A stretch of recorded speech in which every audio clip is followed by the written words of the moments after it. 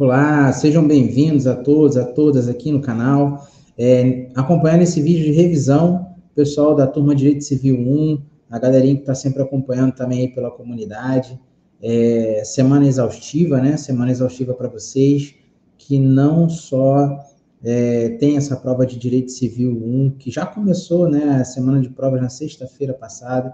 Eu apliquei a prova de Direito Digital, a turma estava cheia.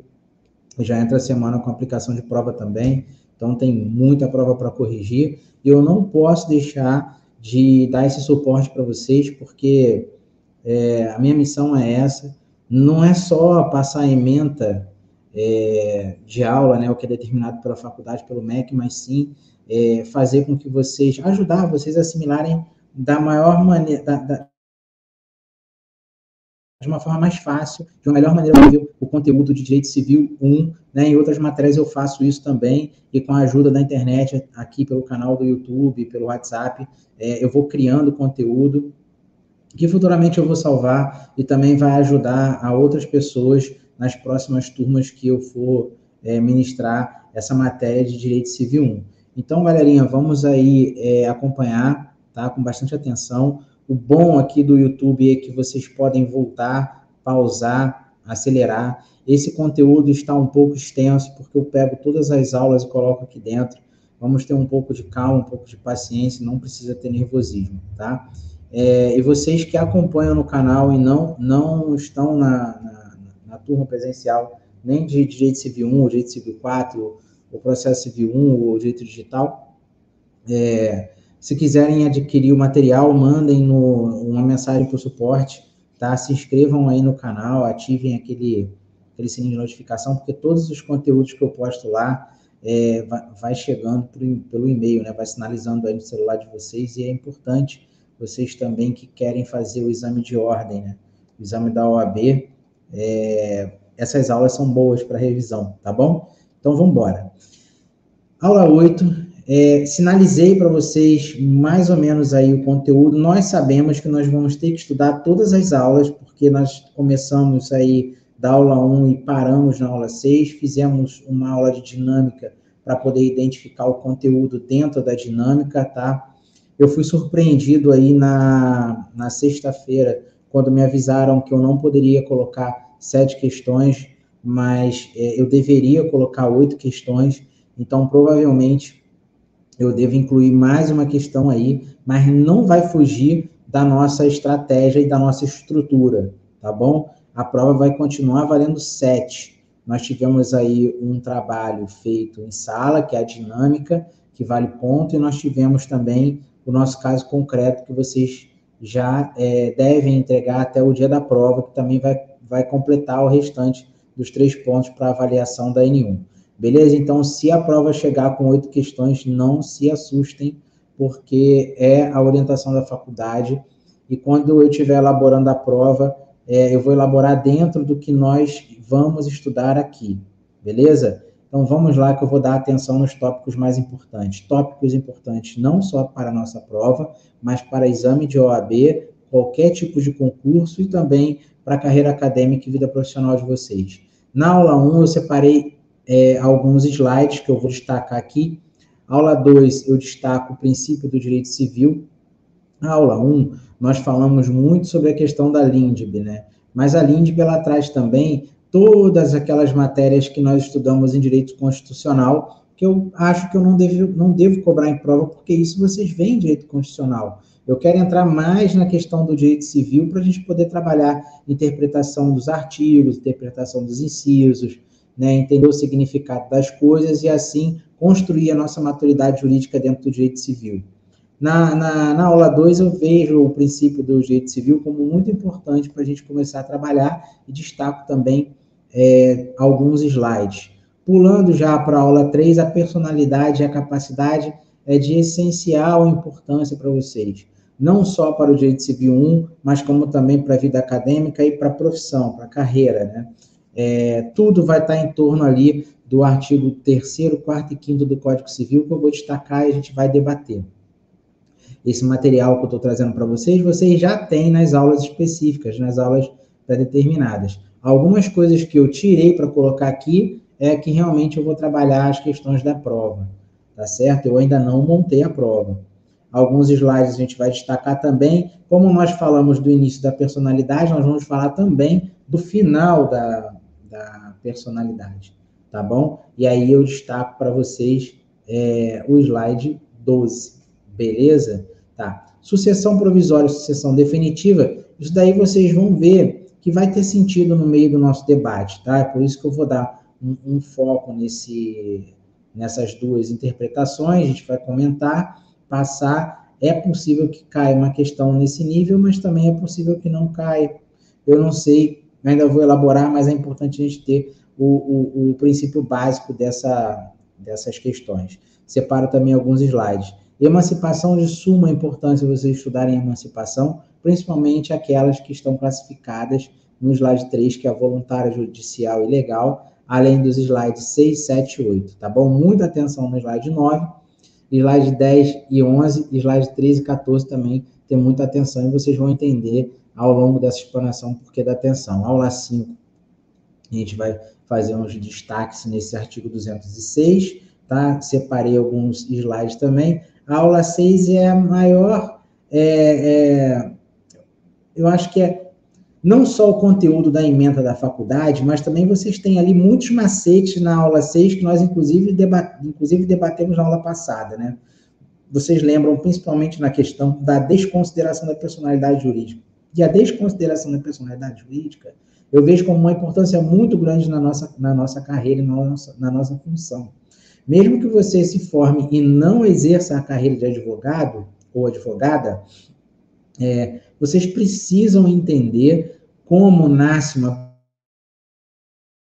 pessoa jurídica e como essa pessoa jurídica se encerra. E como ao longo dessa vida da pessoa jurídica, né, nós podemos, como pessoa natural, pessoas naturais, atacar as pessoas jurídicas em questão de processo judicial e penhora de bens, tá? Então, isso é muito importante na fase final de um processo, não só de um processo trabalhista, mas também como um processo da área civil, processo de execução, processo de penhora, como nós vamos receber aquele direito que nós temos assegurado através de uma sentença ou um acórdão, tá? Então, a gente vai debater, levando essa aula 6 para o lado dinâmico, para o lado prático, para que vocês nunca esqueçam desse tema, beleza? Então, vamos começar. Nós falamos aí sobre a questão da Lei Geral de Introdução às Normas do Direito Brasileiro, que é a LINDB, e eu comentei com vocês, lá no início do curso de Direito Civil 1, que antigamente, na época que eu estudei, essa lei era a Lei de Introdução ao Código Civil, tá? Mas aí o tempo foi passando e o legislador foi vendo que não tem como trabalhar só a Lei de Introdução ao Código Civil, tá? Vamos trabalhar todas as legislações, então virou a Lei Geral de Introdução às Normas do Direito Brasileiro. E aí a gente passa a estudar as questões constitucionais, como nós vimos lá no início, que eu não vou exigir na prova, em razão disso vocês também verem no direito constitucional. Falamos um pouco sobre direito administrativo, sobre direito tributário, sobre direito civil, que é a nossa matéria. Então, essa lei, ela trata sobre a aplicação das normas públicas no direito brasileiro, tá? E aí, nós destacamos ali a questão de fins sociais, falamos também sobre se dirige às exigências de um bem comum, e isso tudo foi explicado, explanado lá no início do nosso encontro, que foi a aula 1. Eu destaco também, de uma suma importância, e aí eu tenho que falar para os senhores o seguinte, eu não vou ficar lendo todos os slides, porque esses slides estão em PowerPoint que vocês receberam aí no WhatsApp, eu acabei de mandar. Acabei de mandar também o PDF para vocês estudarem, e na medida que vocês forem acompanhando essa explanação, vão olhando, minimizem a tela, coloquem a tela maior do lado do PowerPoint ou do PDF. Eu costumo fazer esses dois materiais porque alunos têm dificuldade de abrir determinadas documentações em celular, ou em notebook, ou em PC. Tá? Então, eu não vou ler todos os slides, não, porque são mais de 80. O conteúdo está muito bom, o material está muito bom para vocês estudarem. Então, falando de ato jurídico perfeito, direito adquirido e coisa julgada, entendi como um tópico muito importante para vocês estudarem, coisas que vocês não podem esquecer. Relembremos, então, o comando constitucional do artigo 5º, inciso 36. A lei não prejudicará o direito adquirido, o ato jurídico perfeito e a coisa julgada, tá? O que nós podemos lembrar para estudar para a nossa prova? O que nós podemos lembrar para estudar, não só para a nossa prova, que o objetivo principal é esse, né? Pontuar e passar de ano e concluir a faculdade, mas também para aprender e assimilar esse conteúdo e trazer isso para a nossa mente, para a nossa cabeça, e a partir daí, quando for estudar outras matérias, lembrar que isso vai ser importante. O que é um ato jurídico perfeito? Tá? O ato jurídico é todo aquele ato provocado por vontade humana. Nós conversamos lá na aula 1 que o processo judicial, ele tem tipo um gráfico que eu desenhei no quadro, começa da petição inicial, vai até a sentença, e a sentença é o ato processual que põe fim ao processo. Vocês vão ver isso em processo civil 1. A sentença é um ato processual que põe fim ao processo, e essa sentença é proferida por um ser humano, pelo juiz, que representa o Estado. Então, esse ato jurídico, que é uma sentença, ele produz efeitos no mundo jurídico, e se ele estiver dentro dos requisitos do Código de Processo Civil, ele é um ato jurídico perfeito. Ele não vai prejudicar ninguém. Então, esse é o entendimento do ato jurídico perfeito. Ele tem que ser provocado por vontade humana, além disso, tem que estar de acordo com a norma legal. Ponto. E o que é o direito adquirido? Explicamos de uma maneira mais simples a questão do concurso público, né? Eu faço um concurso público, supero todas as etapas de documentação, supero todas as etapas de avaliação intelectual, supero todas as etapas de avaliação física e supero todas as etapas de avaliação psicológica. Ok? Eu estou preparado, estou apto para exercer aquela função do cargo que eu escolhi para o concurso público. Fui aprovado. Vamos supor que, após a minha aprovação, que é um direito meu, de executar aquela aprovação, de exercer aquele direito, de exercer aquela função, baixe uma lei ou um decreto que extinga o quadro do cargo e função que eu fui aprovado, dentre outros concursados também. Então, se esse cargo for extinto, e eu concorri através de um concurso público e fui aprovado, eu tenho o direito adquirido de exercê-lo. Se eu tenho o direito adquirido de exercê-lo, eu não vou ser prejudicado com isso. A norma legal, por mais que ela tenha acontecido de ser baixado um decreto ou uma nova lei que extinga aquele cargo, eu não vou ser prejudicado, porque eu vou ter que ser remanejado, ser empossado e receber o salário daquele que eu fui concursado.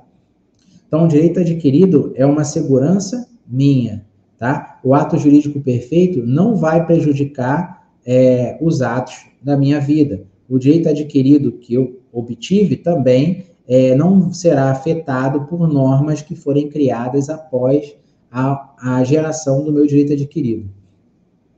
Certo? E a questão da coisa julgada? Nós já entramos um pouquinho na questão processual para falar de coisa julgada. Toda sentença faz coisa julgada, ou material ou formal. De toda sentença cabe recurso, falando de processo judicial. Esgotada todas as instâncias recursais, quando não houver mais recurso, opera-se o trânsito em julgado. Então, quando o judiciário, a lei, atinge o objeto principal da ação e que aquilo faz coisa julgada, nada mais vai mudar. Vai ser aquilo. Tá certo? Então, o artigo 5º, inciso 36, fala: a lei não prejudicará o direito adquirido, o exemplo do concurso que eu dei para vocês, se alguma coisa mudar daqui a pouco eu não vou ser afetado.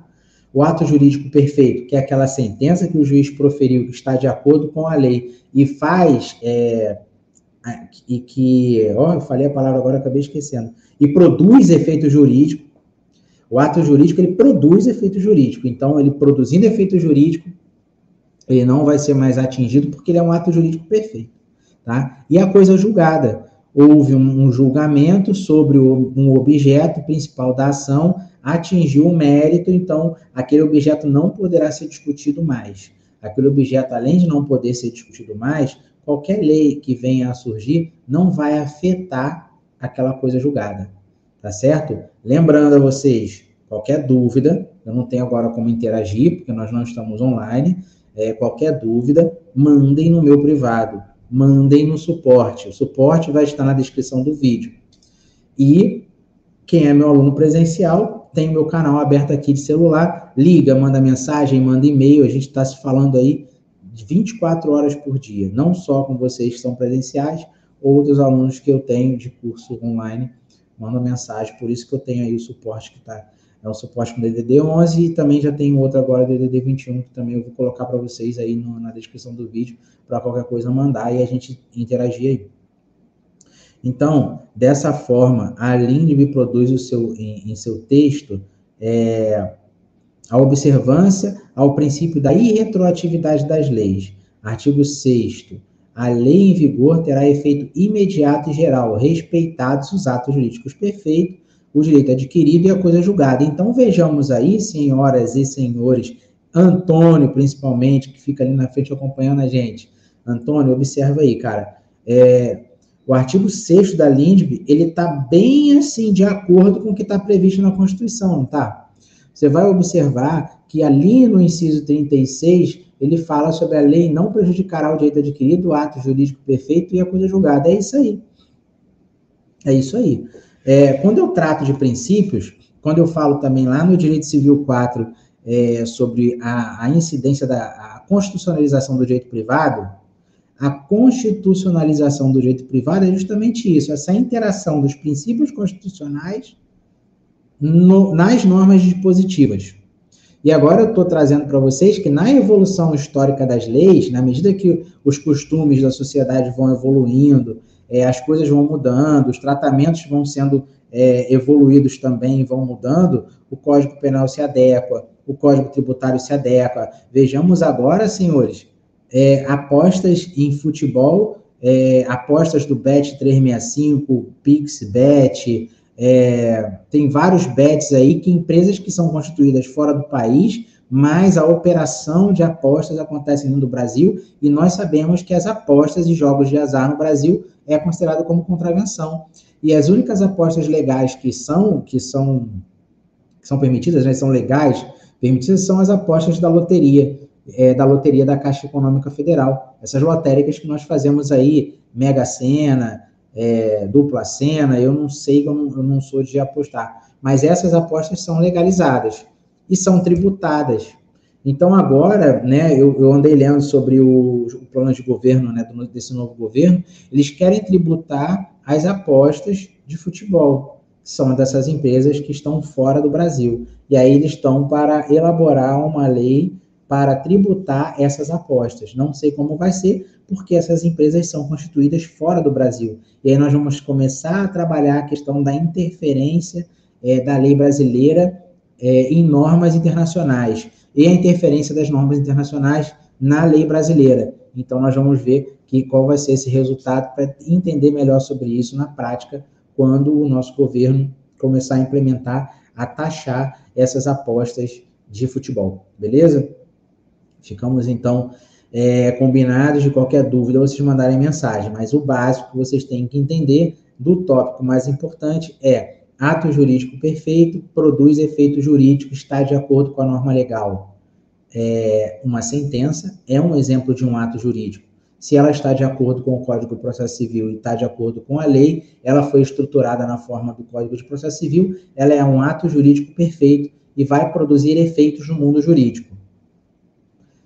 Direito adquirido, dei o exemplo do concurso, que eu fui aprovado, superei todas as etapas, cumpri todas as documentações, todas as determinações legais, tenho o direito de exercer aquele cargo que eu fui aprovado. A lei me resguarda. Coisa julgada, toda sentença faz coisa julgada, material ou formal. Após esgotar todos os recursos, não caberá mais recurso, e aí se opera o trânsito em julgado. Esse trânsito em julgado, como não cabe mais recurso, vai fazer surtir efeitos do objeto principal da ação. ele passa a surtir efeito a partir daí, porque não cabe mais recurso. Tá? Então, o objeto principal da ação sendo atingido, por exemplo, Energisa, energia elétrica. Ajuizei uma ação contra a Energisa porque eu recebi uma cobrança indevida com relação a gato, TOI, termo de ocorrência de inspeção. Consegui comprovar judicialmente que aquele TOI foi implementado em meu CPF de forma irregular. Sentença foi positiva para mim. O juiz julgou procedente o pedido e mandou cancelar, um exemplo, R$10.000 de multa. Esse objeto principal da ação que foi discutir essa cobrança indevida, que é R$10.000 de multa, eu, como autor da ação, não posso discutir mais esse objeto numa outra ação, porque já foi julgada a sentença, já atingiu o mérito, já transitou em julgado. Nem tampouco a Energisa poderá me cobrar R$10.000 de novo, porque ela perdeu a ação. Esse é um bom exemplo para vocês entenderem o que é a coisa julgada no sentido da lei em vigor, que terá efeito geral imediato, respeitando o direito adquirido, o ato jurídico perfeito e a coisa julgada. Então, a lei pode mudar a qualquer tempo, mas se for após a coisa julgada, não vai afetar o meu direito. Se for após eu ser aprovado no concurso, não vai afetar a minha posse, por mais que o meu cargo tenha sido extinto. Ok? Então, esse é o raciocínio que vocês precisam desenvolver para essa avaliação. Eu faço aqui, eu comento aqui sobre o ato jurídico perfeito, comento sobre o direito adquirido, que a gente acabou de falar. Esse slide 19 e 21 fala-se sobre o direito público, onde a LINDB, em 2018, foi modificada e incluiu o direito público, porque nós falávamos só antigamente na lei de introdução ao Código Civil, quando eu comecei a falar no início dessa conversa que nós estamos tendo aqui online. Tá? Ela operava apenas no Código Civil, não se falava em direito público. O direito público trata de quê? Do direito administrativo, do direito financeiro, do orçamentário, do tributário, e agora também do direito civil. Então, a norma de direito público está sendo debatida, sim, agora em sede da LINDB. Motivação. Eu fiz questão de destacar a motivação, porque o artigo 20 ele fala o seguinte, nas esferas administrativas, controladora e judicial, não se decidirá com base nos valores jurídicos abstratos, sem que sejam consideradas as consequências práticas da decisão.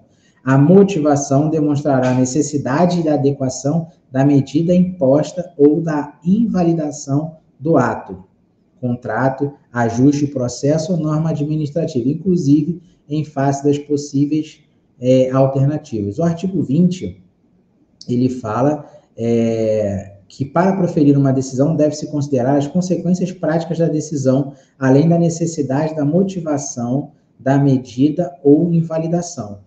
Para se praticar qualquer ato administrativo, ele tem que ser motivado. E além desse ato administrativo motivado, para se instaurar, por exemplo, um processo administrativo, quando se fala em esfera administrativa, até o final desse processo administrativo, os atos têm que ser motivados. E aí nós falamos de atos jurídicos, que são atos praticados por pessoa, por ser humano. Então, ele tem que ter uma motivação até o final. E essa conclusão do processo administrativo, ela, com base no julgamento, ou procedente ou improcedente, ou se for no caso de uma licitação, habilitação ou inabilitação de uma empresa, tem que haver uma modificação. Ou melhor, tem que haver uma motivação. Motivação essa que sai da questão abstrata para se tentar concretizar.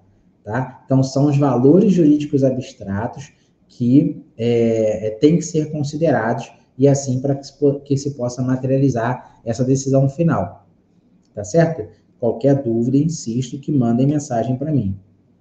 Todos os atos jurídicos, se forem imperfeitos, que podem produzir até efeito no mundo jurídico e depois que se descobrir que ele é imperfeito, ele pode retroagir para não causar prejuízo, porque o ato jurídico imperfeito, ele vai contra a norma legal, ele viola a norma legal, e a violação de uma norma legal pode causar prejuízo a alguém. Esse prejuízo, ele não, na verdade, se você discutir esse prejuízo, esse ato jurídico ele tem que ser anulado. Então, por isso que eu coloco ali. anulação de atos, contratos e normas administrativas. Qualquer contrato que viole o direito ou viole uma norma legal tem que ser anulado. Qualquer norma administrativa que também viole uma norma legal tem que ser revogada.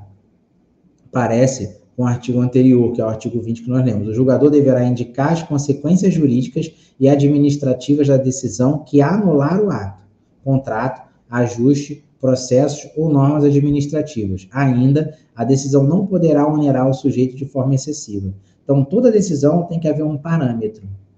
Tá? Esse parâmetro se chama, inclusive, a dosimetria.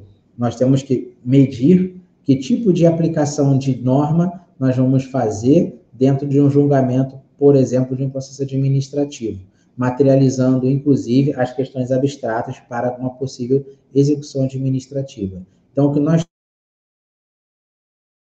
temos que ter em mente aqui é: todos os atos jurídicos imperfeitos podem ser anulados, devem ser anulados. Contratos que violem normas administrativas e normas legais também, e normas administrativas que violem norma legal também podem ser anulados. Princípios do direito civil. Eu cito agora para vocês a sociabilidade. O princípio da sociabilidade pode ser considerado como um princípio fundamental do Código Civil. Dentro da esfera do direito civil, uma pessoa tem os seus direitos individuais e os valores coletivos. Nós falamos de sociabilidade, eu falei sobre uma questão de direitos de propriedade, onde o direito de propriedade ele é limitado até ao interesse coletivo. Então, essa questão da limitação do direito da propriedade, do exercício do direito da propriedade, eu posso considerar como uma sociabilidade, porque a minha liberdade de exercer o meu direito não pode afetar terceiro, tem que respeitar o meu próximo, e eu tenho que estar dentro de um contexto social, dentro de um contexto legal, respeitando a norma legal, respeitando o interesse da coletividade. Então, é com base nisso que eu tenho a restrição do meu direito de propriedade, que é uma garantia fundamental prevista na Constituição Federal. Até rimou. Beleza? Falando da eticidade. Já o princípio da eticidade não é somente no direito civil, lógico, mas de tudo que compõe a nossa Constituição Federal, afinal, a ética é um dos preceitos básicos da nossa sociedade. Essa eticidade nós encontramos, inclusive, no trâmite processual. Eu tenho que ser ético como profissional para escrever peças processuais dentro de uma audiência, praticando um ato formal. A minha oralidade, eu tenho que proferir palavras dentro do respeito, eu tenho que respeitar o próximo, eu não posso empregar evasivas, eu não posso empregar mentiras, eu não posso escrever coisas que não são reais, eu tenho que provar tudo aquilo que eu escrevo e eu tenho que tratar o próximo, o profissional, o magistrado, ou o defensor público, ou o promotor, de uma maneira bem ética. E eu tenho que conduzir o meu processo também de forma bem ética, trazendo conteúdo, trazendo prova, não omitindo informação, não mentindo, não interpondo recurso meramente protelatório. Tudo isso está dentro da questão da eticidade. Tá? E nessa parte, quando eu falo de dentro de boa-fé, ali no texto que vocês estão vendo aí, boa-fé, objetiva ou subjetiva, sempre quando a gente fala da boa-fé, nós também temos que associar a má-fé. E a boa-fé é justamente isso, ela está caminhando bem ao lado da eticidade. Então, a partir do momento que eu omito informação junto prova falsa, eu já estou empregando evasivas e estou entrando na margem da litigância de má-fé dentro de um processo judicial. O processo administrativo é a mesma coisa. Eu tenho que ter a sociabilidade e a eticidade. Falando agora de operabilidade, né, por fim, vamos falar aqui sobre o último princípio que compõe o Código Civil, que é a operabilidade, também conhecido como concretude. Esse preceito determina liberdade e autonomia para a criação e aplicação de regras, seguindo as mudanças e transformações da sociedade. Então, nós conversamos aí sobre a LINDB, que antes, quando eu estudei na faculdade, não era LINDB, era LICCB, Lei de Introdução ao Código Civil Brasileiro. Então, a evolução da legislação foi trazendo uma nova norma legal, que é a Lei de Introdução ao Direito Brasileiro, que é a LINDB, e, contudo, vindo o direito público.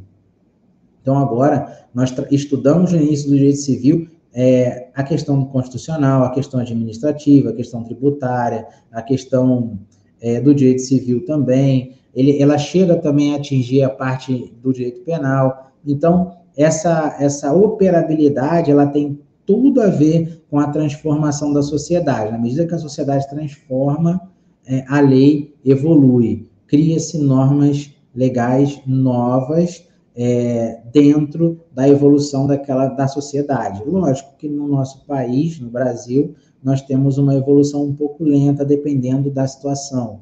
Nós tivemos aí um espaço muito longo entre o primeiro Código de Processo Civil para o segundo, que foi agora, o primeiro, não me lembro se foi 73 ou 78, mas agora alterou em 2015. E a mesma coisa com o Código Civil, que alterou agora em 2002. As nossas normas, principais normas, demoram a ser alteradas. A lei de licitações, ela mudou agora de 93, veio a chegar uma nova lei em 2021 e ainda não está em vigor, e nós estamos em 2023. Então, nós temos esse problema. O nosso Código Penal, ele vem sofrendo algumas alterações, mas não há uma mudança completa no Código Penal, que precisa ser revisto por conta da evolução da sociedade. Nossa sociedade evolui. A Lei Geral de Proteção de Dados trouxe novos crimes para o Código Penal, o que, na verdade, na minha opinião, não poderia acontecer. A nova Lei de Licitações trouxe novos crimes para o Código Penal.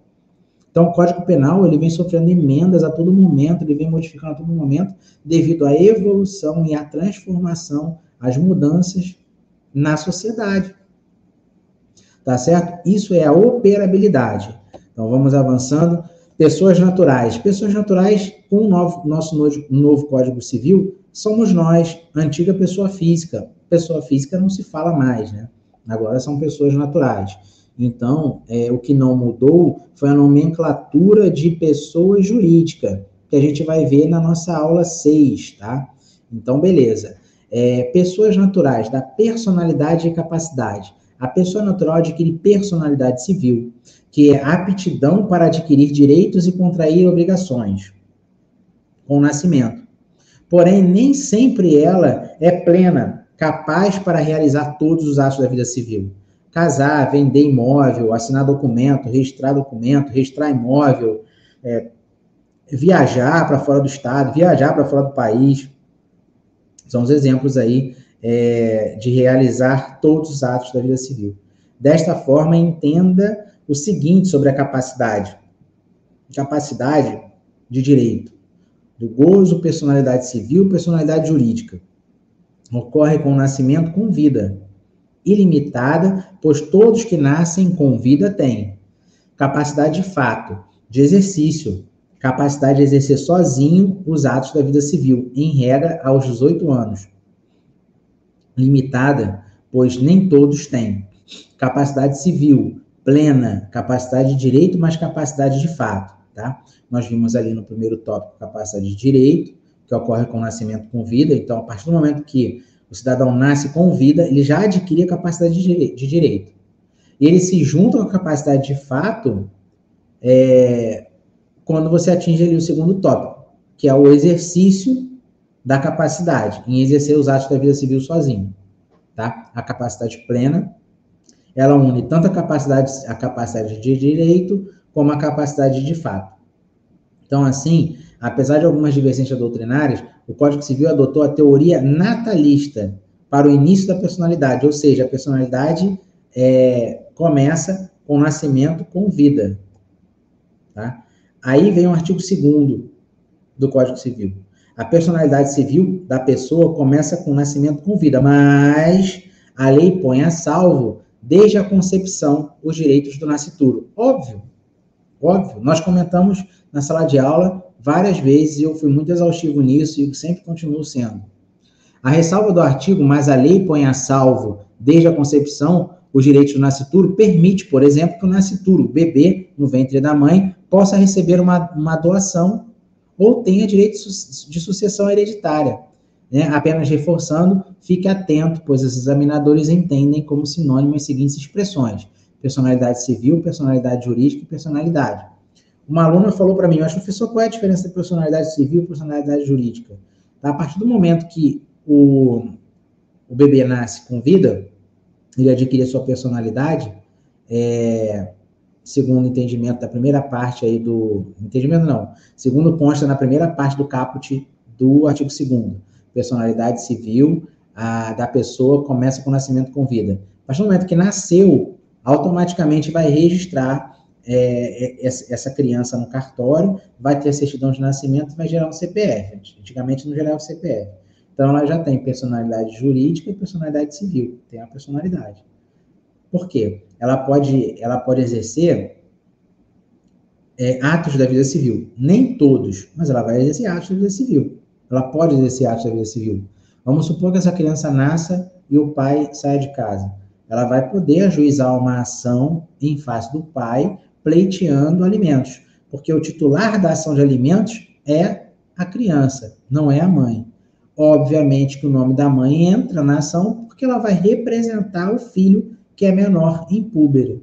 Ele é menor impúbere, então ele não pode ajuizar a ação em face do pai sozinho.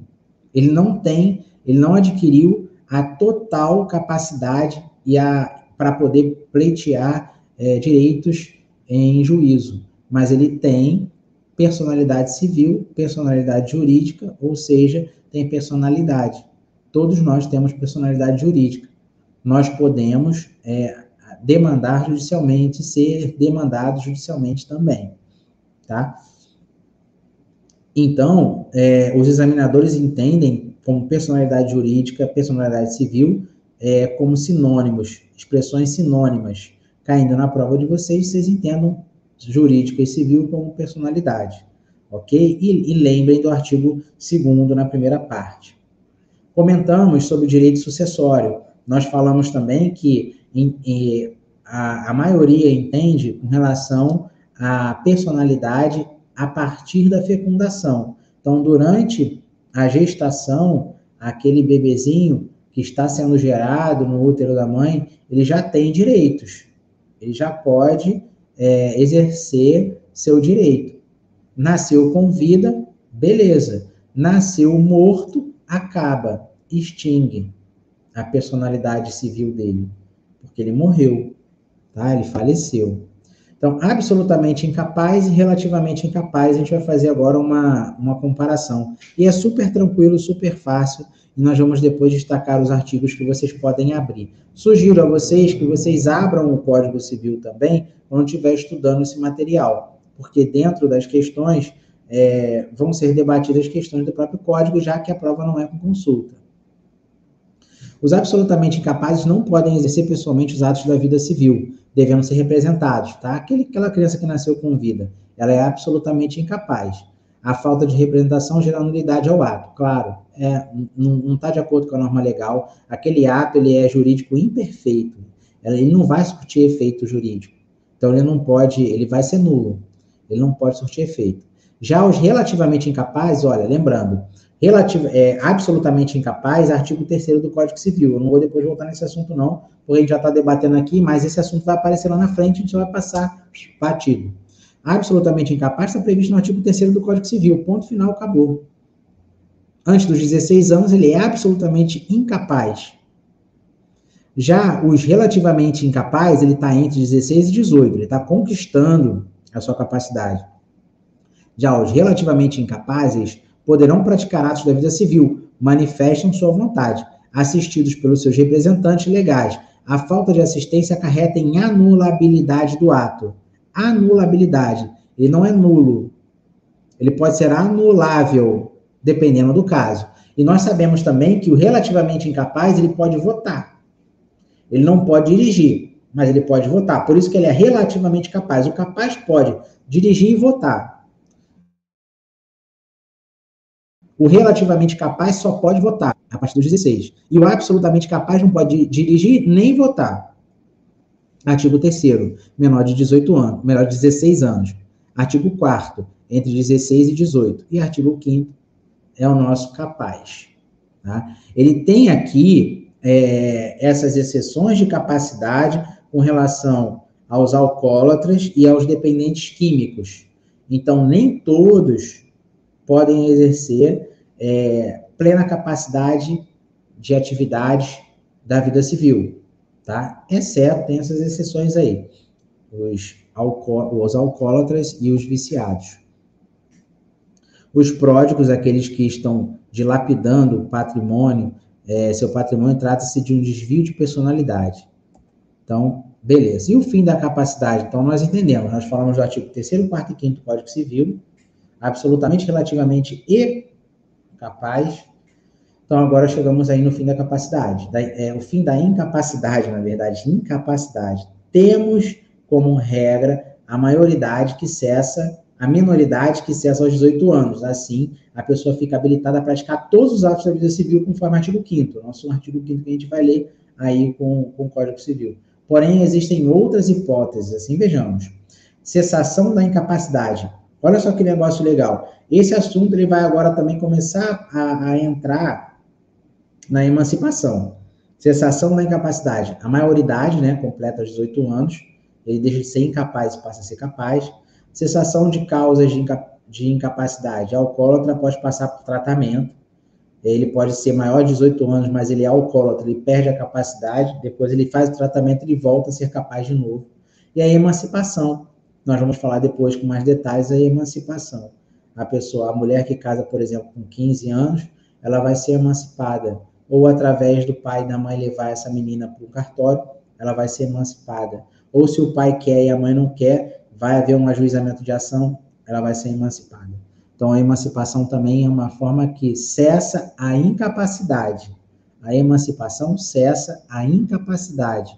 Incapacidade relativa ou incapacidade absoluta. E a pessoa passa a ser plenamente capaz. Se você quiser falar que é absolutamente também, mas o termo legal, juridicamente, não está bem adequado, tá? Você fala de capaz ou plenamente capaz.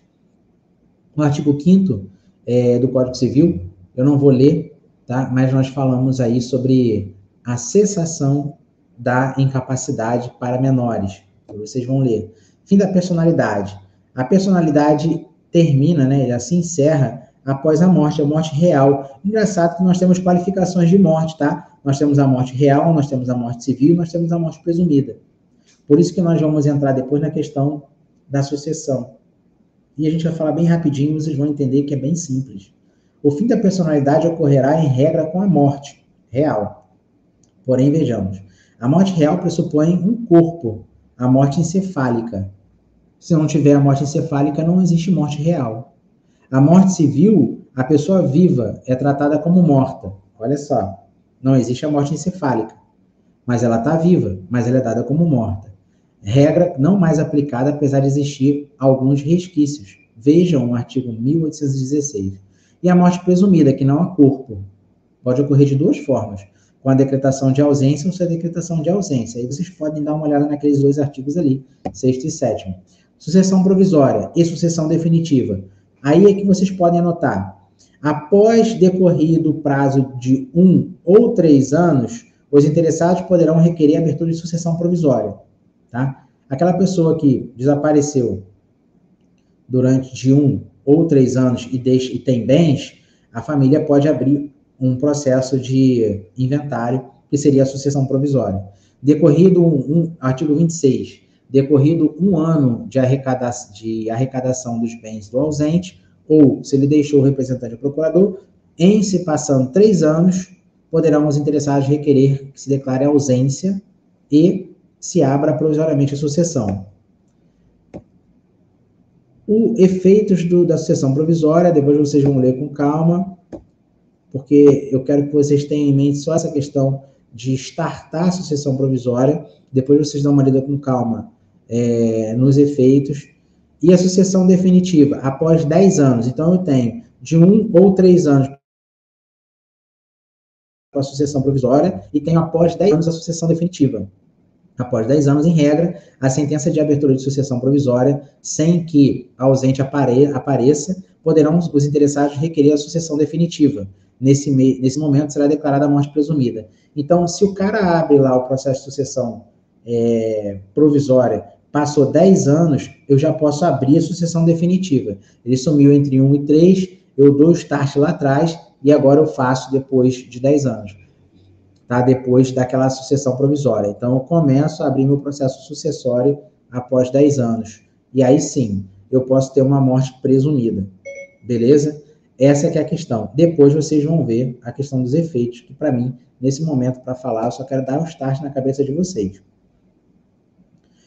Como consequência, os herdeiros passam a ter propriedade resolúvel do bem. O proprietário é resolúvel porque ainda há a possibilidade do ausente aparecer. Seguiremos o seguinte: ausente aparecer em até 10 anos, a sucessão da sucessão definitiva terá o direito dos bens, mas no estado em que se encontra. Então, se aconteceu a sucessão definitiva e a pessoa aparece lá no finalzinho do 10º ano, ele vai ter direito ao bem, mas ele vai pegar o bem no estado que se encontra. Se o imóvel estiver detonado, ele vai pegar o imóvel desse jeito. O ausente aparecer após 10 anos de sucessão definitiva, não terá mais direito aos bens. Então, se o cara chegar depois do 10º ano, ele não vai ter mais direito de reaver aquele bem que foi objeto da sucessão.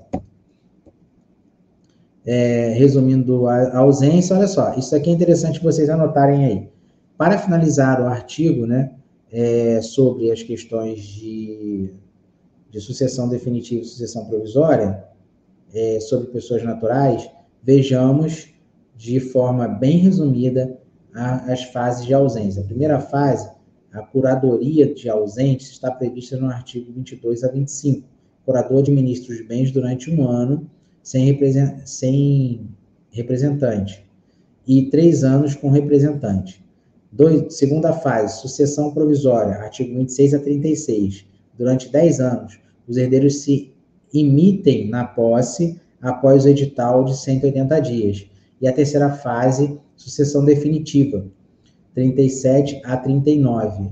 Declara-se a morte presumida, assim os herdeiros adquirem a propriedade. Nos 10 primeiros anos, de forma resolúvel, e após, de forma definitiva. Por favor, eu vou pedir um favor para vocês. Leiam do artigo 22 até o artigo 39.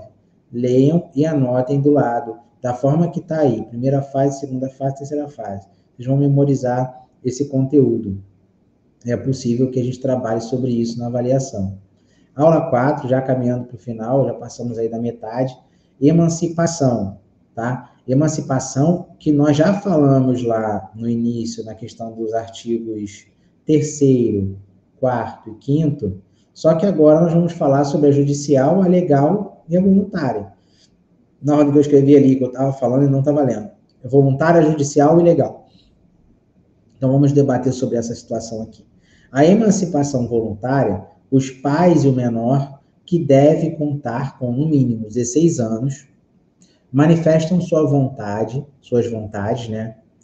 Tanto o pai quanto a mãe quanto o filho, no sentido de conferir ao menor a capacidade plena, que aí a capacidade plena é aquela adquirida após os 18 anos, está previsto no artigo 5º do Código Civil.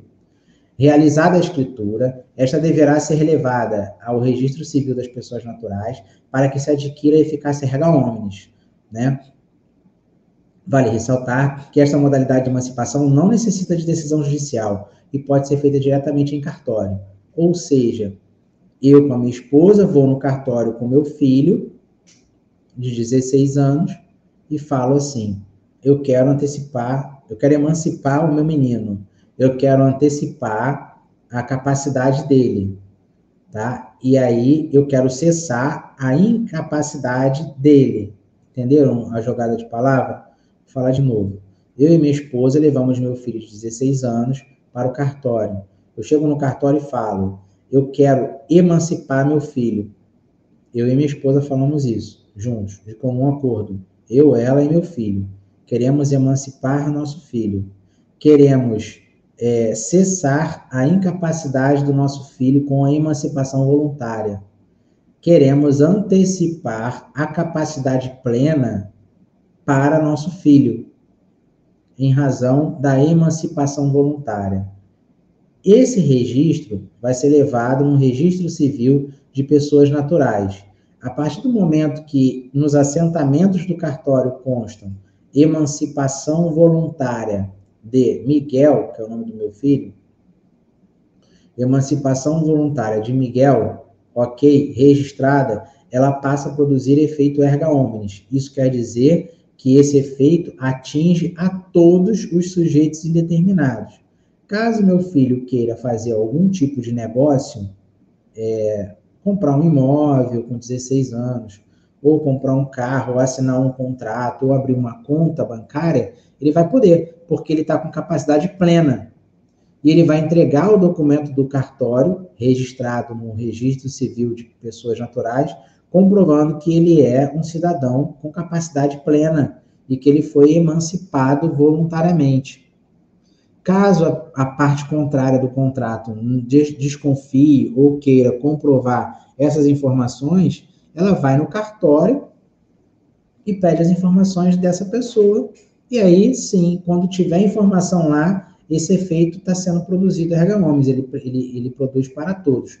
Eficácia erga omnes é quando todos sabem, todos têm acesso a saber de que aquela pessoa é proprietária de um imóvel, de que aquela pessoa foi emancipada, tá? Então, isso é que é eficácia erga omnes, atinge a todos. Então, quando se fala todos, esse todos são sujeitos indeterminados, beleza? Passei direto porque o parágrafo único aqui é o do artigo 5º, que a gente já leu isso. A segunda modalidade de emancipação, nós falamos a primeira, é a emancipação judicial, que tem cabimento em duas hipóteses. Quando os pais divergirem quanto à emancipação voluntária ou quando o menor estiver sob regime de tutela. A tutela é estabelecida judicialmente, observando o melhor interesse da criança, e tem cabimento quando os pais são mortos ou perderem o poder familiar. O tutor não pode emancipar voluntariamente o menor. Isso é uma diferença muito importante que vocês têm que considerar para efeito de prova, para efeito de concurso. O menor não pode emancipar voluntariamente o menor, de forma que cabe ao juiz verificar se o menor goza realmente dos requisitos para ser capaz plenamente, ou se não é apenas uma pretensão do tutor de se livrar daquele encargo. A sentença que deferir uma emancipação judicial deverá ser levada ao registro civil das pessoas naturais, da mesma forma que acontece quando se faz a emancipação voluntária, para que se adquira eficácia erga omnes. Não basta a sentença judicial declarar que aquele menor foi emancipado. Ele tem que declarar que o menor foi emancipado e registrar no cartório de pessoas naturais, registro civil de pessoas naturais. Beleza? Então, nós estudamos que a emancipação voluntária basta a vontade das partes, pai, mãe, filho ou filha, cartório, se faz, registra no registro civil de pessoas naturais. Ok. Pode ser na segunda modalidade judicial, quando o pai ou a mãe divergirem com relação à emancipação voluntária, ou quando o tutor entender que esse menor já tenha condições de exercer todos os direitos da vida civil. E aí ele move uma ação judicial e o juiz decide com relação à vontade do menor e à vontade do tutor. Justamente porque o tutor foi indicado para cuidar daquele menor. Ele não pode abrir mão desse encargo. Então, por essa razão, essa situação do tutor somente pode vir através de processo judicial. E essa sentença, ela deve ser registrada no Registro Civil de Pessoas Naturais para que, por fim, produza efeito erga omnes. Beleza? Terceira modalidade de emancipação, que é a emancipação legal. O último caso de emancipação, a legal, trata-se de aquisição da capacidade por força de lei. Por isso, não precisa-se de decisão judicial, tampouco de registro público. O artigo 5º, parágrafo único do Código Civil, prevê a emancipação legal. Quando nós falamos da maioridade, né, do direito dos 18 anos, quem completa 18 anos, e quando nós falamos do parágrafo único do artigo 5º, que fala sobre cessará para os menores a incapacidade pelo casamento, pelo exercício do emprego público efetivo, pela colação de grau em curso de nível superior, pelo estabelecimento civil ou comercial ou pela existência de relação de emprego, desde que a função deles, o menor com 16 anos completos, tenham economia própria. Então, se ele tiver um emprego dentro de um estabelecimento com carteira assinada, gerando renda, ele pode se emancipar de forma legal. tá certo? Então, quando se fala emancipação legal, é aquela prevista em lei e não depende, não precisa de processo judicial, nem homologação de sentença junto ao registro civil geral de pessoas naturais. Qualquer modalidade de emancipação é irrevogável e irretratável, logo, mesmo cessando a causa que a gerou. A pessoa natural não voltará a ser incapaz, tá certo? A exceção na regra é a emancipação fraudulenta. Então, se eu tento fazer alguma coisa com a minha esposa com relação ao meu filho e fraudar essa emancipação, aí sim, ela vai ser revogada e vai ser retratável. Ela não vai poder surtir mais efeitos legais, apesar de ter surtido, né, inicialmente, mas depois ela não vai surtir mais efeitos legais. E se aí essa emancipação tiver causado algum prejuízo a alguém, esse alguém vai ter direito à reparação de danos. Beleza? Caminhando para o final dessa aula, cito aqui quais são as características dos direitos da personalidade. Não vou ler o conceito de cada um deles, porém nós vamos passar e vocês vão lembrar, de qualquer maneira, está no material, vocês já receberam pelo WhatsApp. Quais são as características do direito da personalidade? A personalidade ela é vitalícia, ela é absoluta, ela é ilimitada, ela é inata, ela é extrapatrimonial, quer dizer que não é oferida pecuniariamente. E a gente vai fazer um debate pequenininho sobre isso aí. Ela é imprescritível também, nós vamos falar sobre essa imprescritibilidade dessa característica do direito de personalidade, vou explicar também um pouquinho aí, que é a vitaliciedade, o absoluto, de ser ilimitado, o inato, a gente consegue definir, mas pode gerar um pouquinho de transtorno aí nesse entendimento do extrapatrimonial, até porque existem uns institutos que vai causar um pouco de turbulência na nossa cabeça com relação extrapatrimonial. Eu vou falar, que é o Instituto do Dano Moral. A imprescritibilidade também, a gente vai fazer uma confusão com a prescrição do direito. Então, a gente vai debater. O intransmissível e irrenunciável também a gente vai gerar um debatezinho rápido aí, a gente já comentou em sala de aula, tá? Antes da gente entrar nessa questão das características do direito de personalidade, eu deixo aqui para que vocês tenham muita atenção, tá?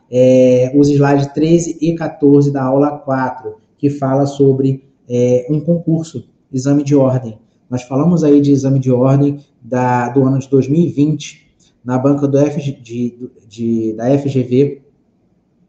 Essa banca, ela é responsável pela realização das provas da OAB, principalmente esses exames agora que são unificados. Então, no ano de 2020, a banca da FGV, que é o órgão da OAB, prova de 2020, OAB, exame de ordem unificado, é o 31º concurso da primeira fase.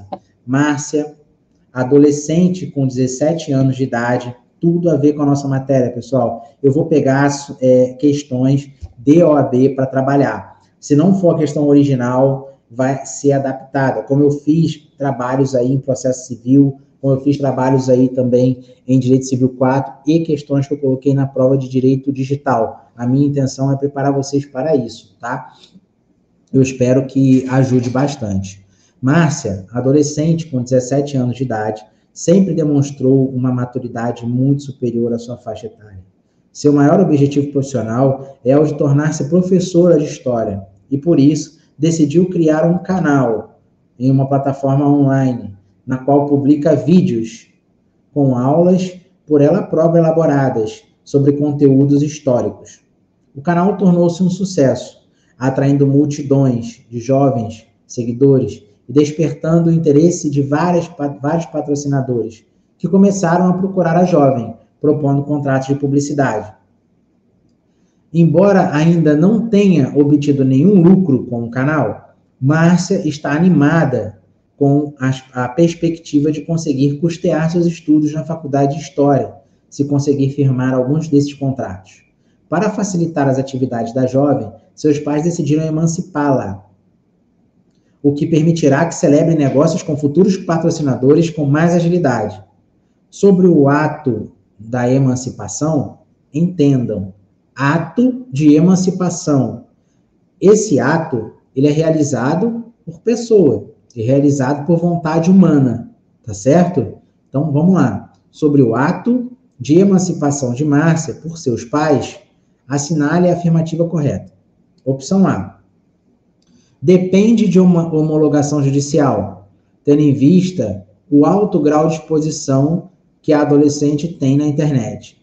Essa opção está errada, porque nós conversamos há pouco tempo de que isso aí é uma emancipação voluntária, não depende de processo judicial, não depende de homologação judicial. Basta o pai e a mãe de Márcia comparecerem com Márcia no cartório e no registro civil de pessoas naturais, darem entrada nessa escritura. E aí sim será averbado e terá efeito erga omnes, e ela poderá ser emancipada. Vai cessar a incapacidade relativa de Márcia, porque ela tem 17 anos. Trata-se de uma incapacidade relativa, não absoluta, previsto no artigo 4º do Código Civil. Beleza? Opção A, errada. Opção B, não tem requisito formal específico, podendo ser concedida por instrumento particular. Mentira, não pode.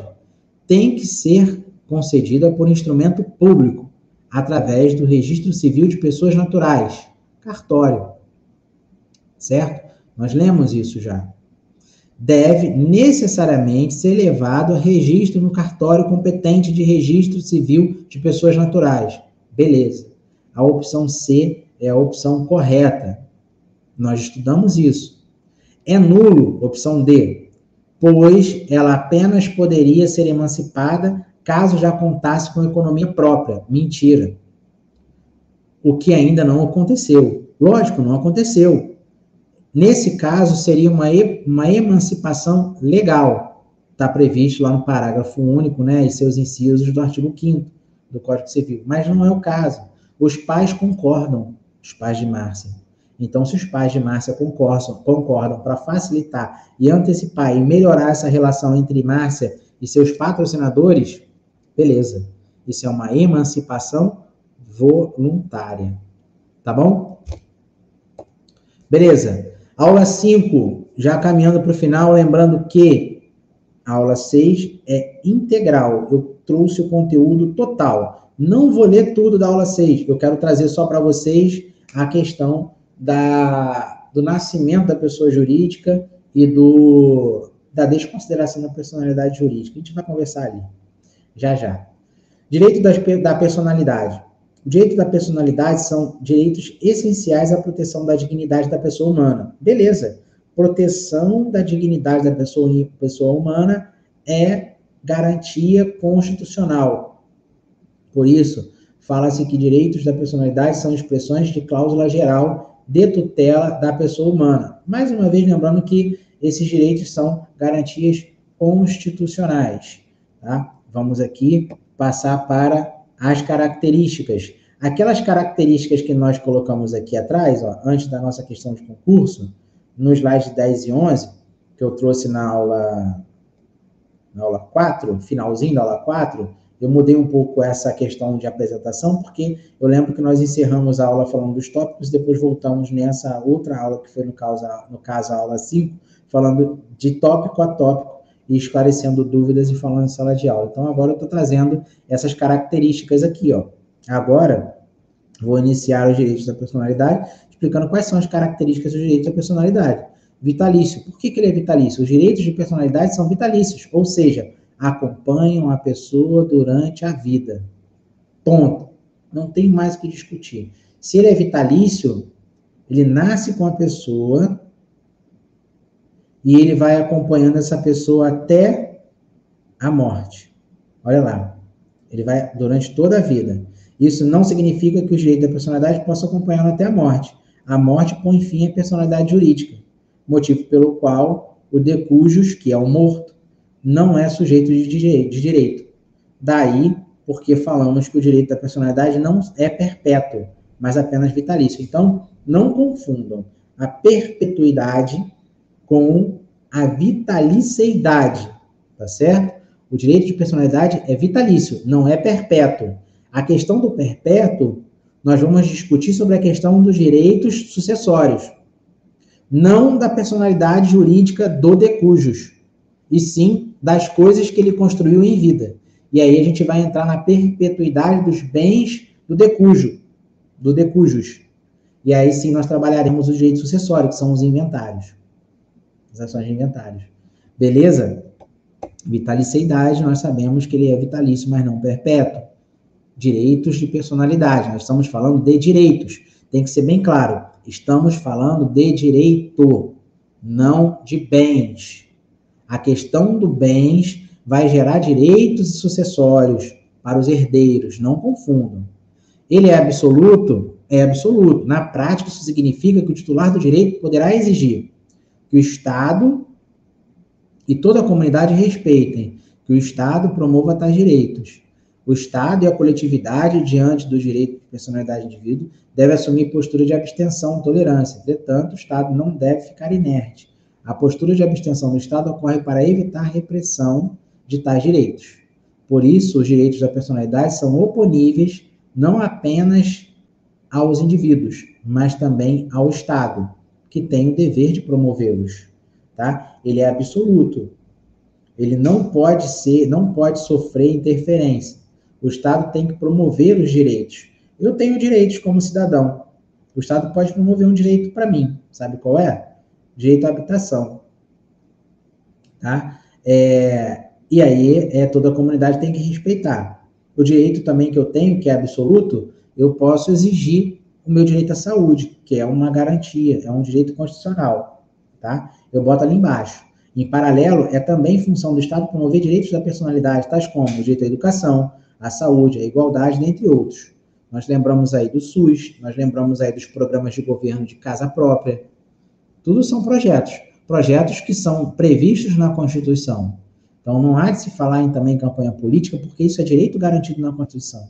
Está previsto lá. É a obrigação do governo nos dar. É o nosso direito de personalidade, é o nosso direito de cidadão exigir isso do governo. Ele é absoluto. Só que se cria critérios para isso, né? Porque a sociedade vai evoluindo. Tá certo? Ele é ilimitado. É preciso ter cuidado com o termo ilimitado. A leitura fria pode levar ao operador do direito à falsa conclusão de que os direitos da personalidade não têm limite. Isso é um erro comum. É verdade. Dos direitos de personalidade são limitados, pois apresentam-se de forma não exaustiva na legislação.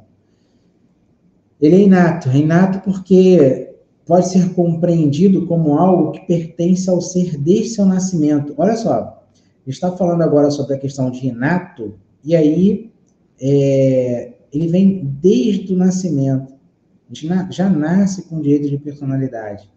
Em paralelo, eu posso botar ali também como algo que independe do próprio ordenamento jurídico. Ele independe do próprio ordenamento jurídico. A gente já sabe que ele nasce com personalidade. Nós já temos 2 etapas dentro do artigo 2º do Código Civil sobre a questão do nascimento com vida e sobre salvo interpretação da norma legal. E nós falamos aí da fecundação, que ele também tem direito de personalidade. O direito admite as 2 interpretações, sendo a última bastante defendida pelo justnaturalismo. É justamente essa característica de inato que coloca o direito da personalidade em posição ímpar no âmbito do direito privado. Aqui, nessa questão da teoria, eu tenho que trabalhar isso daqui com vocês. Neste particular, é importante lembrar a discussão em torno da teoria do concepcionista moderada e demais teorias que discutem o início da personalidade. Pessoal, por favor, tenham em mente, abram a cabeça porque devemos entender que a fecundação já gera a personalidade. Não venham com a interpretação de que somente, por mais que você entenda, como eu falei, eu não quero interferir, na sala de aula eu falei isso para vocês, eu não quero interferir na linha de interpretação de vocês, tá? Sobre o posicionamento de vocês com relação ao momento que se nasce a personalidade, se identifica a personalidade. Mas eu só quero que vocês abram a cabeça de que existe uma discussão com relação à teoria concepcionista. Tá? A teoria concepcionista entende que A fecundação já é o indício de direito de personalidade, porque ao longo da fecundação, esse feto possui direitos, principalmente aqueles direitos sucessórios, caso o pai venha a falecer. Ele pode herdar, sim. Agora, existe outra teoria que entende que a personalidade nasce com a vida, nascimento com vida. Então, abram a cabeça. Se vocês entenderem pela teoria concepcionista, ok, vocês entendem que a fecundação gera a personalidade jurídica e que o nascimento com vida, tranquilo, já tem personalidade jurídica desde a concepção. Agora, se você entende pela outra teoria de que a personalidade nasce com o nascimento com vida, ok, mas entenda que existe uma outra teoria, que é a concepcionista, e que existe um fundamento para isso, que é a questão do direito sucessório. Ponto. Aí sim, partindo daí você pode entender com relação à personalidade ser adquirida no nascimento com vida. Beleza, desde que você entenda que aquele feto já tem diversos julgados e interpretações de que aquele feto possui direito sucessório, tá? Durante a gestação do útero, ele possui direitos sim. É preciso observar também aqui, em regra, que os direitos da personalidade nascem junto com a pessoa. Contudo, excepcionalmente, podem ser adquiridos. Essa parte de ser inato, vou voltar aqui, que nós falamos que ele nasce com a pessoa, tem que ser considerada. E a causa de exceção é a questão do direito autoral.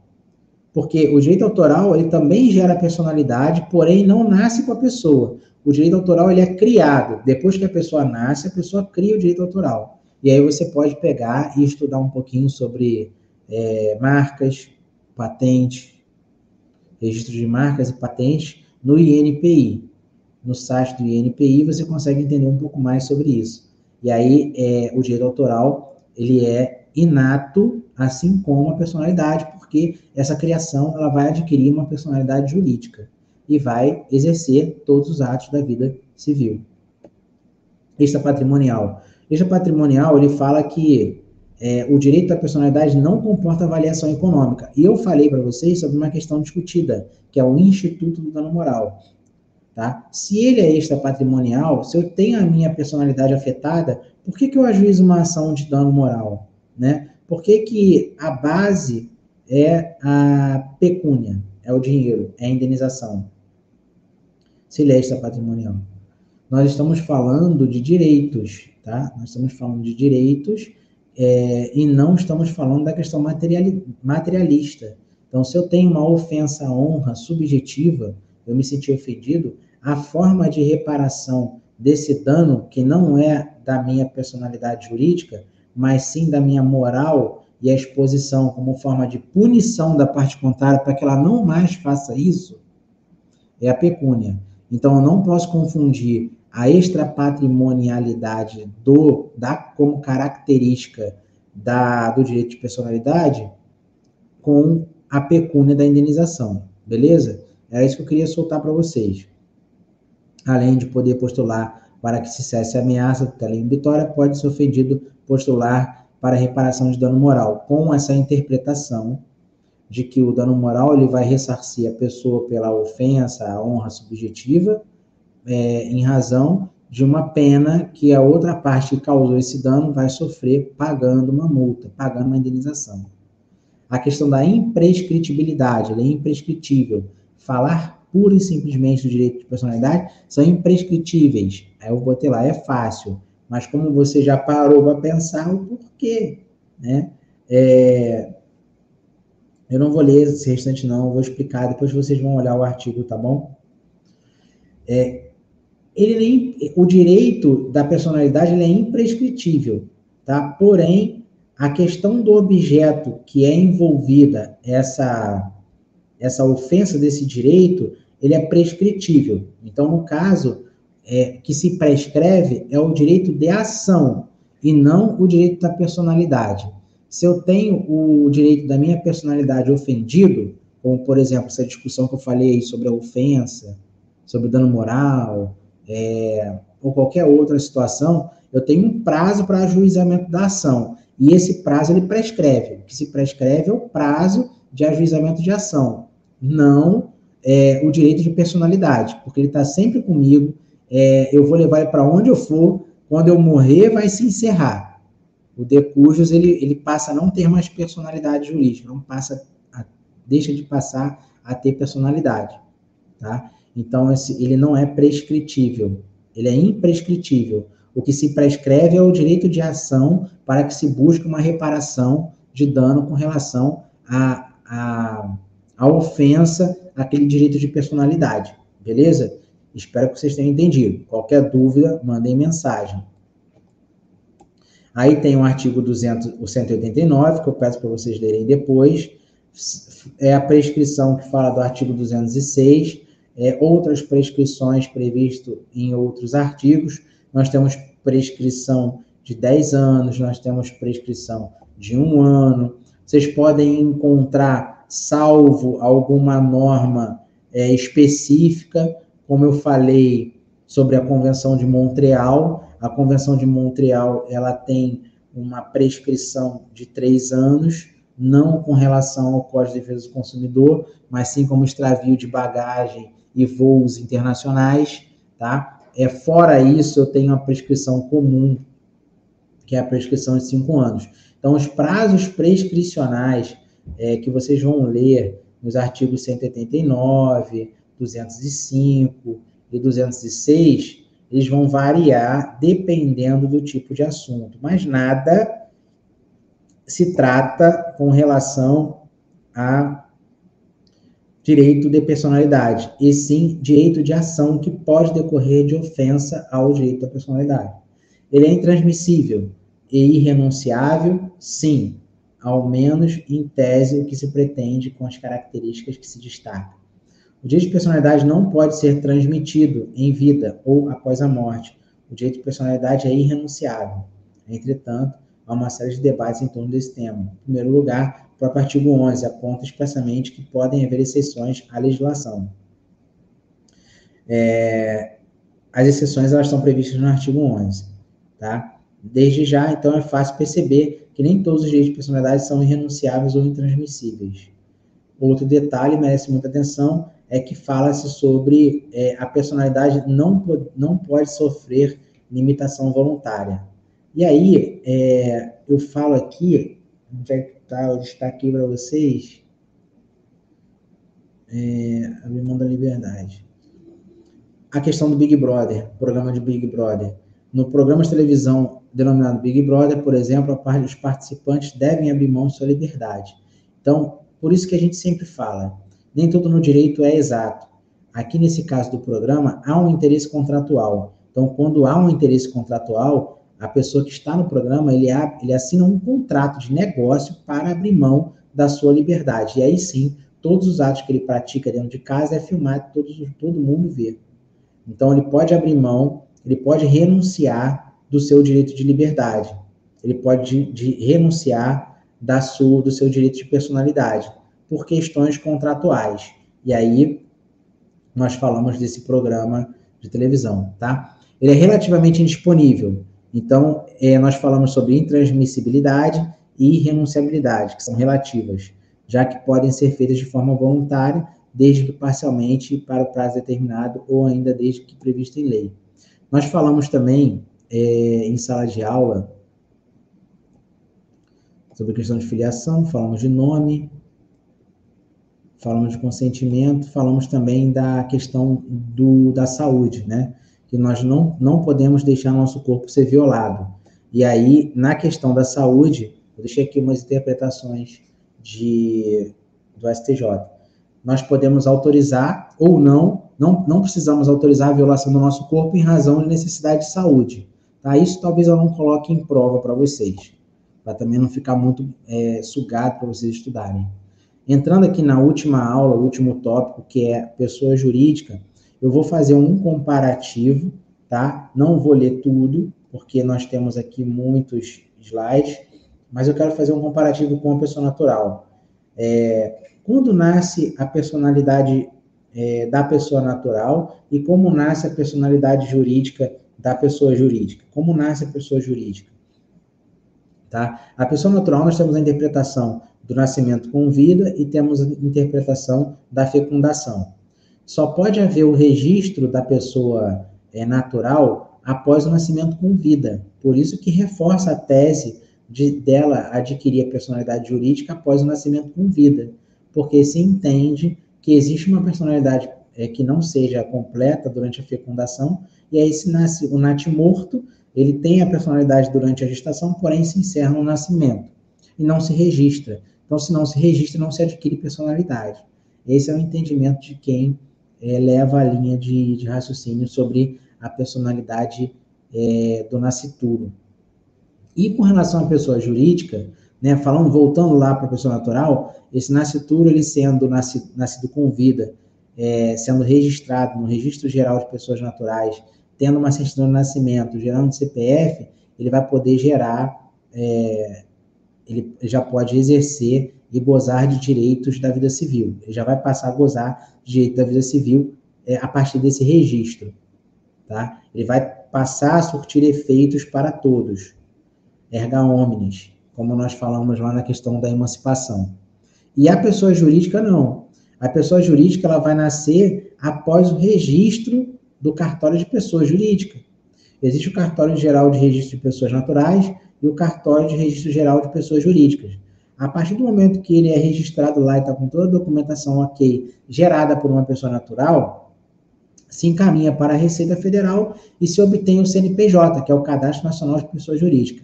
Aí sim ele está completo. A pessoa jurídica nasce e passa a surtir efeito. E aí passa a surtir efeito no mundo jurídico. E ela vai ter que recolher imposto como a pessoa natural recolhe. Ela vai ter que se declarar como pessoa natural se declara. Ela vai poder exercer todos os atos da vida civil, porque também ela pode contratar pessoas, ela pode demitir pessoas, ela pode comprar patrimônio, ela pode registrar patrimônio, que a pessoa natural também faz. Tá? Então, as pessoas jurídicas, elas podem ser subdivididas em pessoas jurídicas de direito público e pessoas jurídicas de direito privado.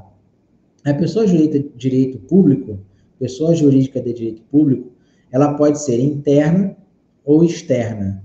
Tá? Eu até coloquei para vocês aqui na forma do artigo 40. A pessoa jurídica de direito público, ela pode ser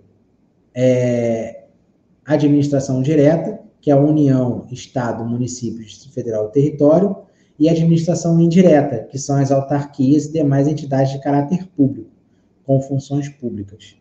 Tá? Duas informações importantes sobre as pessoas jurídicas de direito público interno com relação à estrutura e com relação à sua responsabilidade, que depois vocês vão ler com calma. Eu quero fazer um debate agora rápido sobre direito privado, porque é uma forma de pessoa jurídica, né? É uma forma de pessoa jurídica, é o de direito privado, e trazer a questão de associações, sociedades e fundações, que na próxima aula, após a devolutiva da N1, nós vamos falar sobre associações e fundações. Eu posso ter uma associação sem fins lucrativos, tá? E aí é o que a gente começa a fazer uma comparação e entrar na questão do nosso debate de desconsideração de personalidade jurídica, tá? Aqui. A existência da pessoa legal, a pessoa jurídica de direito público, direito privado, melhor, falando de existência legal de pessoa jurídica de direito privado, é aquela feita e realizada através de um contrato social registrado em cartório geral de registro de pessoa jurídica. Aí sim, eu tenho o começo da existência de uma pessoa legal de pessoa jurídica. Essa pessoa jurídica de direito privado, ela pode ter fins lucrativos ou não. Uma empresa, por exemplo, como eu coloquei ali em cima, Eireli, uma empresa SA, uma empresa limitada, uma MEI, uma ME, uma EPP, elas têm fins lucrativos. Então, nós começamos a falar de responsabilidades. E quando nós temos uma empresa com fins lucrativos, nós trazemos responsabilidades de seus sócios. Quando nós não temos empresas com fins lucrativos, ou seja, sem fins lucrativos, nós não trazemos a responsabilidade de seus diretores ou sócios. Só que nós iremos pensar na seguinte situação: caso eles tenham causado prejuízo a outrem, aí sim eles se responsabilizam, tá? É isso, essa mensagem que eu quero deixar para vocês. Nós falamos sobre o registro dessas pessoas, nós falamos sobre a questão dos administradores, eu estou passando aqui direto, e o fim da existência da pessoa jurídica. O fim da existência da pessoa natural é com a morte. E o fim da existência da pessoa jurídica, eu vou ler agora. A dissolução da sociedade, em sentido amplo, é um procedimento para extinguir a personalidade jurídica, porém, ela só será cancelada, de fato, após a liquidação. Artigo 51. Nos casos de dissolução de pessoa jurídica ou cassada a autorização para seu funcionamento, ela substituirá por fim de liquidação, até que esta se conclua. Por que se faz a liquidação? Porque nós temos que saber também o que se tem que pagar. Tá? Você tem que pagar para seus funcionários, saber o que se tem de dívida também com a União, com os estados e com os municípios. Isso também é muito importante considerar, porque essas empresas privadas, elas também têm que pagar impostos e taxas. Entende-se por liquidação a conversão dos bens em dinheiro, posteriormente liquidar o passivo e partilhar o remanescente, se possível. Falando agora de desconsideração de personalidade jurídica, que é o assunto que eu queria chegar. Você já tem a base da constituição de uma personalidade jurídica, de uma pessoa jurídica. E agora nós vamos desconsiderar. Eu vou adiantar um pouco aqui, para vocês verem. Desconsiderar não quer dizer que seja despersonificar. São duas coisas diferentes. Desconsiderar a personalidade jurídica é quando você tem uma pessoa jurídica com fins lucrativos que possui débito, possui passivo, deve a algumas pessoas e deve a outras empresas. As ações judiciais que tramitam em face dessa pessoa jurídica, elas vão chegar a um determinado momento, que é o momento da execução. Esse momento de execução, de repente, a empresa não tem mais patrimônio, porque pode estar sofrendo diversas ações. Então, é o momento ideal de se requerer a desconsideração da personalidade jurídica. Não é um encerramento dela, mas sim buscar todo o patrimônio dos sócios que estão por trás daquela empresa. Os sócios daquela empresa possuem patrimônios. Esses patrimônios foram construídos em tese, com o dinheiro dessa empresa. Em tese. Eu falo em tese de novo.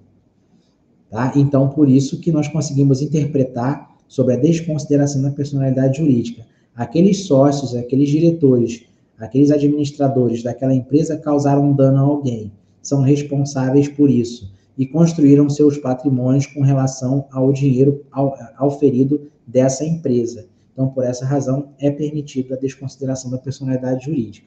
Tá certo? Nós conversamos bastante sobre isso em sala de aula. Eu falo agora sobre a desconsideração reversa. Houve uma pergunta na sala de aula, um debate com vocês na aula passada sobre isso. Um colega falou sobre a desconsideração reversa. Mas não é aquela interpretação que ele falou, vocês lembram qual é. Mas a desconsideração reversa, ela existe quando a pessoa física esconde seu patrimônio pessoal no patrimônio da pessoa jurídica. Vejam bem, nada a ver com a holding familiar. Lembrem que nós falamos de holding familiar. A holding familiar, ela não tem o objetivo de esconder patrimônio.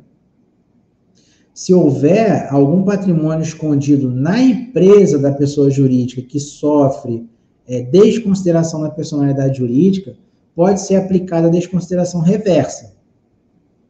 Mas a holding familiar não tem nada a ver. O objeto da holding familiar é uma empresa familiar que adquire todos os patrimônios da família para, no final, você não entrar no direito sucessório, e sim na transmissão de cotas dentro da sociedade. E aí você conseguir resolver a transmissão do patrimônio de uma maneira mais célere e mais econômica, ok? Isso nós estamos falando de holding familiar, não de esconder patrimônio pessoal particular dentro do patrimônio da empresa. Por isso que não há de se falar, naquela conversa que nós tivemos em sala de aula, de desconsideração reversa. A desconsideração reversa, que a gente entende aqui na doutrina e na legislação, é isso aqui, ó. Quando a pessoa física esconde seu patrimônio pessoal no patrimônio da pessoa jurídica para se livrar de obrigações pessoais. Dessa forma, o patrimônio da pessoa jurídica será atingido, ao invés da pessoa natural. E aí sim, descoberto isso, além de você conseguir uma litigância de má-fé, né, para essa pessoa, você não vai ter, você fala sim de desconsideração reversa. A desconsideração reversa é encontrar o patrimônio da pessoa física escondido dentro dos patrimônios da pessoa jurídica. Aí você vai pegar a desconsideração da personalidade jurídica, encontra um patrimônio da empresa lá, mas esse patrimônio é da pessoa física que está dentro, incorporado no patrimônio da empresa. Aí você reverte. Você pega da pessoa, tenta desconsiderar da pessoa física, mas quando você consegue descobrir, esse da pessoa física está escondido dentro da pessoa jurídica. E aí você reverte. Você busca da pessoa física e descobre que é da jurídica, mas na realidade é da pessoa física. Por isso que você encontra essa desconsideração reversa. Isso eu tinha que estar no quadro desenhando para a gente entender melhor, tá? Mas qualquer coisa, vocês me mandem mensagem aí. E aí, galerinha, ficamos por aqui. Já chegamos no último slide, foram 88 apresentações. Eu finalizo essa conversa com vocês de desconsideração e despersonificação. Botei não confunda. Desconsideração é ignorar a distinção patrimonial, porém a PJ ainda continua a existir. Vou falar de novo e vou entrar na desconsideração reversa agora. Executo uma empresa, ela não me paga, eu peço a desconsideração da personalidade jurídica, ou seja, eu vou executar os bens dos sócios. Ponto. Eu vou lá e descubro um carro que está sendo conduzido pelo sócio, porém está no nome da empresa. Mas quando eu penhorei a empresa, eu não achei esse carro. Existe uma alienação entre empresa e pessoa física.